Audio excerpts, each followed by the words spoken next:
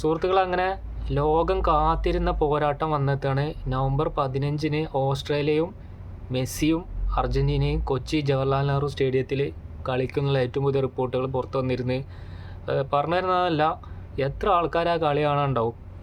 ഏകദേശം 100,000-ഓളം ആരാധകർ സ്റ്റേഡിയത്തിനുള്ളിലും ആ കൊച്ചി സ്റ്റേഡിയത്തിൻ്റെ പുറത്തൊക്കെ ആയിട്ട് എന്തായാലും ഉണ്ടാവും. അപ്പോൾ ആ മെസ്സിന് പുറമെ മെസ്സി വരുമോ മെസ്സി വരില്ല എന്നാണ് കുറേ ആൾക്കാർ ചോദിക്കുന്നത്. അപ്പോൾ എന്തായാലും മെസ്സി ഉണ്ടാവും. മെസ്സിക്ക് പുറമെ ഏതൊക്കെ പ്ലേയേഴ്സ് വരും എന്നുള്ള കാര്യം 2-3 ദിവസത്തിൻ്റെ ഉള്ളിൽ മുഖ്യമന്ത്രി പിണറായി വിജയൻ പ്രഖ്യാപിക്കും. ഇപ്പോൾ ലയണൽ മെസ്സിനെ സ്വീകരിക്കുന്നത് പിണറായി ആയിരിക്കും. കൊച്ചി സ്റ്റേഡിയത്തിൽ ഗവൺമെൻറ്റിൻ്റെ ഔദ്യോഗിക തലത്തിലുള്ള എല്ലാവരും കാര്യങ്ങളൊക്കെ ഉണ്ടാവും.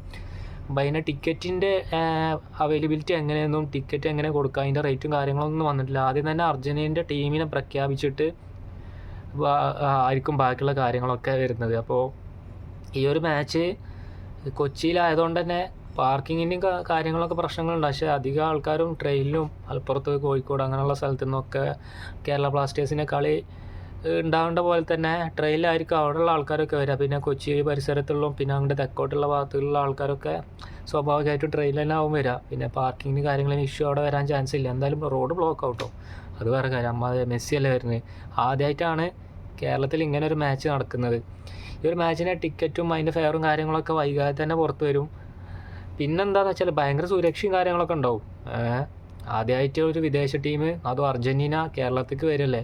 ഇതിന് കൂടുതലായിട്ടുള്ള ഡീറ്റെയിൽസ് നമ്മളെ ചാനലിൽ കൂടെ തന്നെ നമ്മൾ അറിയിക്കുക. അതേപോലെ തന്നെ നിങ്ങൾ ചാനലൊന്ന് സബ്സ്ക്രൈബ് ചെയ്യുക, നോട്ടിഫിക്കേഷൻ ബട്ടൺ ഒന്ന് എനേബിൾ ചെയ്ത് വെക്കുക കേട്ടോ.